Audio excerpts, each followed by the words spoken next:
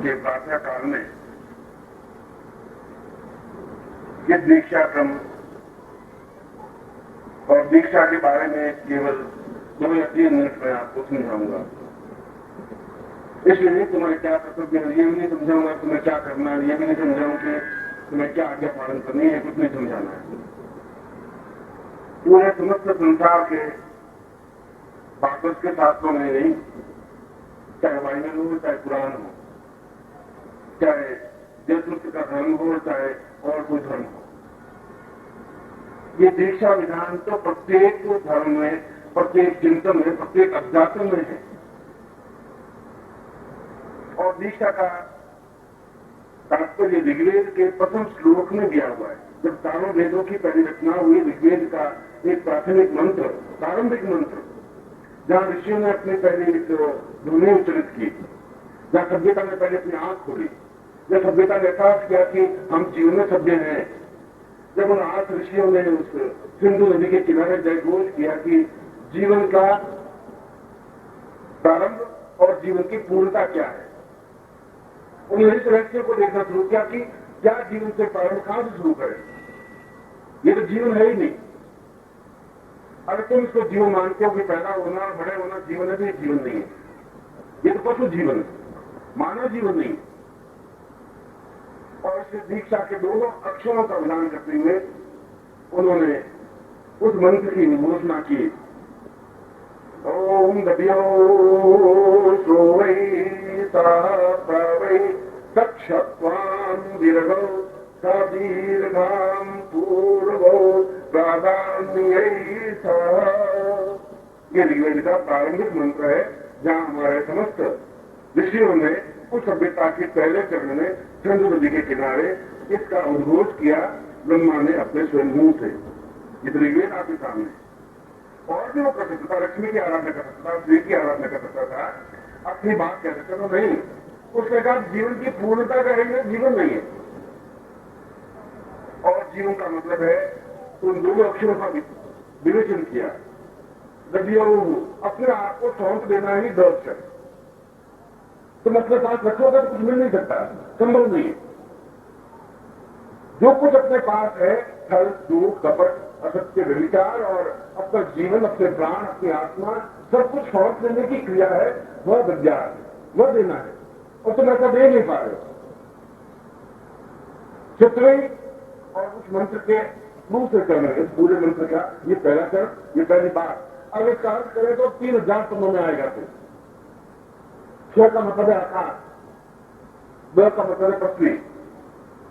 पृथ्वी से अनंत आकाश तक पहुंचने की जो क्रिया है, एक जमीन पर पड़ा हुआ इस फर्क को छू ले, स्पर्श कर ले, हिमालय से भी ऊंचा उठ जाए। हिमालय तो बहुत छोटा है, 2-3,000 फीट की ऊंचाई पर ही है। पूरे आकाश को छूने की कल्पना करे, इस जमीन से ऊपर उठ करके, और उस आकाश को तब छू सकता है जब प्रज्ञा देने की क्रिया करे, और तब क्षेत्रम तब उस आकाश को छू सकता है। और तुम्हारा जीवन भी समस्त ब्रह्मांड है, पूरा आकाश है। तुमने छोटा सा जीवन जन्म लिया है, और इस पृथ्वी और आकाश के बीच में बहुत कुछ है, गंदगी, घटियापन, सब कुछ है। मगर उसमें क्या है कि हमने केवल लेना सीख लिया है, इससे भी, उससे भी, पत्नी से भी, बेटे से भी, भाइयों से भी, संबंधियों से भी। देने का सीखा ही नहीं है। और यदि हम देने का एक क्षण कल्पना कर लें, एक क्षण चिंतन कर लें, तो अपने आप में आकाश में पहुंचने की क्रिया हो जाती है। ईश्वर की छोटी सी बात नहीं होती। ईश्वर के तात्पर्य में आकाश पर हो और तुम धरती पर हो। उस मैं तुम्हें बता रहा हूं, तुम्हें आकाश को छूने के लिए, आकाश में समाहित होने के लिए तुम्हें आवाज दे रहा हूं। उस आकाश में विलीन होने की क्रिया समझा रहा हूं। केवल मंत्र बोलूं, मंत्र मुंह से बोल करके बैठ जाने को दीक्षा नहीं कहते। बस ऐसी दीक्षा तो तुम 5000 बार ले लो, कुछ होगा ही नहीं उससे। उससे क्या होगा तुम्हारा? तुम एक धरती पुत्र हो, धरती के पुत्र, धरती से पैदा हुए हो। इसलिए पृथ्वी को धरनी कहा गया है, मां को पृथ्वी कहा गया है, मां को जन्मी कहा गया है। तुम धरती से पैदा हुए हो, और कैसे पैदा हुए हो? मल में, मूत्र में, और गंदगी में, और घटियापन। चारों तरफ टट्टी गए, तुम्हें पता नहीं पड़ा, बच्चे 2 महीने से हुए तो पता नहीं, मूत्र में पड़ी हो तुम्हें पता नहीं, असत्य, असहाय। मां ने हटा दिया तो हट गए, मां ने पहुंच के रख दिया तो रख दिए। कितने छोटे से जीवन से बच में कह रहा हूं कि तुम्हें आकाश में छूना है। तुम्हें छोटी सी जगह नहीं ले जा रहा हूं, तुम्हें उस आकाश के फलक को छूने की बात बता रहा हूं। चित्रम क्षय आकाश को कहा गया। और ये दीक्षा उस जमीन से एकदम फलांग लगा करके आकाश में छूने के लिए 20 का सारा स्पेस जो जगह है उसको गुरु कहा गया। वो मैं कुमार जी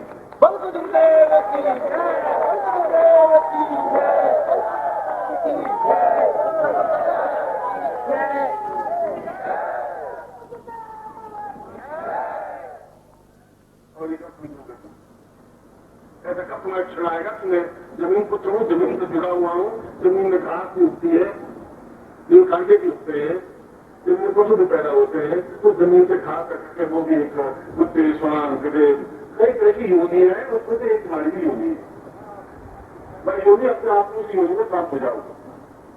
ऐसा नहीं तुम मर के गधे बन जाओगे, मर के सवार ऐसा कुछ नहीं होता। किसी जीवनों जीवनों को जी रहे हो, तो की जीवन जी रहे हो, गरीब की जीवन जी रहे हो, आज हो अपने परिवार का चले जा रहे हो। जैसे तुम भी अपने गधे को ढोए जा रहा है, तुम्हें भी अपने परिवार का कोई व्यक्ति ढोए जा रहा है। कभी बेटा ढो रहा है, कभी पति ढो रहा है, कभी पैसा ढो रहा है, कभी कुछ ढो रहा है, कभी ढो रही। ऐसा ढोना जीवन जी रहा है। कब तुम्हें पूरा बेटा अटकाता है, कभी ऐसा बचपन में तुम्हारा जीवन रहा ही नहीं, जो तुमने देखा नहीं, तो तुम्हारे बच्चों की बात उठा आता है। यौवन तुम्हारे जीवन में आया ही नहीं, आ नहीं सकता, संभव नहीं है, क्योंकि यौवन का सुगंध तुमने देखा नहीं, जो शरीर से सुगंध निकलती है। यौवन का मतलब पशुओं निकले, गुलाब की खुशबू आए, वह यौवन होता है। ऐसा यौवन नहीं होता मरा हुआ, तुम्हारा पशुओं से बदबू आती, गुलाब की सुगंध में थोड़ा सकती है बच्चा। और ये सब आकाश को छूने की जो कल्पना नहीं बात होता है, उसको दीक्षा कहते हैं, जो उसमें दे रहा। ये तो सामान्य दीक्षा नहीं है, ये अपने आप में एक छलांग लगाने की दीक्षा है, जमीन को छोड़ने की दीक्षा है। एक छलांग लगाई तो सही, जमीन को देख गिरोगे, और जमीन को गिर गए, इसका मतलब लेने की भावना नहीं, अपने आप को सौंपने की भावना नहीं। किस्मत का सही क्या है?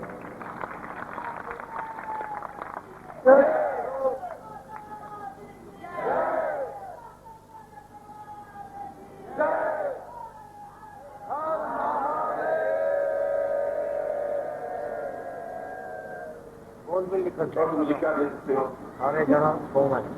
मैं तुम्हारे पास पूंजी क्या है? तुम्हारे पास तो पैसों को तुम बहुत बड़ी पूंजी समझ रहे हो क्या? तुम्हारे पास पूंजी वो तुमसे ज्यादा करोड़पति लखपति मर गए, रावण और कुंभकर्ण और मेघनाथ और चंद्रगुप्त सेनानायक और सिकंदर बहुत तुम्हारे पास अरबों के मालिक थे। सिकंदर महान चले गए, तुम इसमें कोई बहुत बड़प्पन जैसी बात नहीं है। तुम्हारे पास ताकत 100 बल तो है नहीं, तो रावण के पास था, कुंभकर्ण के पास, भीम के पास, बहुत तुम्हारे पास बहुत छोटी सी पूंजी है जिसमें तुम मुझसे ज्यादा चालाक हो सकते हो। ये मुझसे ज्यादा बड़ी पूंजी तुम्हारे पास है, मुझसे ज्यादा सावधान हो सकते हो, मुझसे ज्यादा सतर्क हो सकते हो।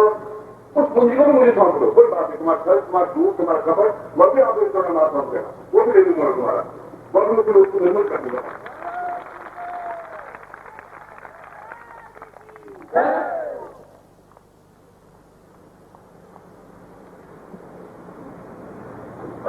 दूसरा बात अच्छे से पहुंचने की क्रिया, जमीन से ऊपर उसके छलांग लगा करके जंपिंग स्टोन, ये जंपिंग स्टोन जहाँ एकदम से कोई गड़बड़ होता है, उस क्रिया एकदम आगे उठा देता है। अपना को कुछ करना पड़ेगा, ये कुछ करने की क्रिया है, उठने की क्रिया है और निरंतर उठने की क्रिया है। फिर दूसरी तीसरी दीक्षा, पांचवी विचार, अपने आप में पूरा आकार को छूने की दीक्षा है लेने के बाद। और इस प्रकार की जहाँ पूर्ण उसी क्षण से एक समर्पण हो जाता है, और समर्पण तो अगर मैं तुम्हें ये कहता हूं तो फिर मैं तब कहने का अधिकार हूं जो मैंने किया है। अगर मैंने रात में सोचे सोचे दीक्षा ली होगी, बुद्ध ने भी रात में छोड़े तब उससे बुद्ध बना, रात में बैठा मेरा बुद्ध नहीं बना, वो छोड़ दिया। तुमसे ज्यादा संपत्ति थी उनके पास में, ये दूसरा प्रत्येक थी, राहुल बेटा था, धन यश मान पर प्रतिष्ठा बहुत थी, छोड़ दिया उसने एक क्षण झटके में। महावीर एक क्षण झटके में पूरे राज्य को छोड़ दिया। जो क्षण में छोड़ सकता है, व्यक्ति के कर सकता है, वो अपने आप में नीति बन सकता है।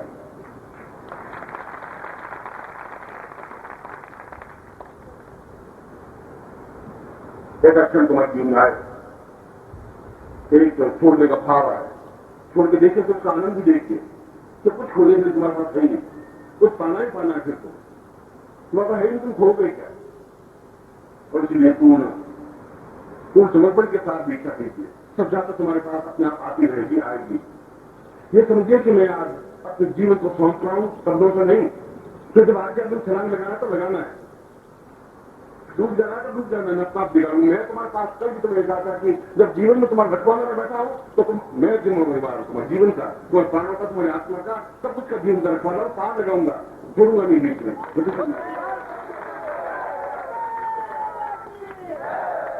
विश्वास तो समझ, बिना विश्वास में जीवन चलेगा नहीं। जब विश्वास नहीं है वहां जीवन में पूर्णता नहीं आ सकती। एक बार एक पति और पत्नी, मेरी पत्नी शादीशुदा दोनों अवैधान से यात्रा करते हनीमून मनाने के लिए जा रहे थे, वैजान में बैठे हुए, थोड़ा सा वैजान मुड़ा, करीब आधे घंटे बाद वैजान का पंख टूट गया, वैजान लटकाने लगा बहुत तेजी से। अब गिरे अंदर चिल्लाने लगे, चीखने लगे लोग, और भगवान को याद करने, ईसा मसीह को याद करने लगे, मोहम्मद साहब को याद करने लगे, कोई राम को, कोई हनुमान जी को याद करने लगे। वो तो नीचे गिर रहा था, एक वो व्यक्ति तो बिल्कुल शांत बैठा हुआ।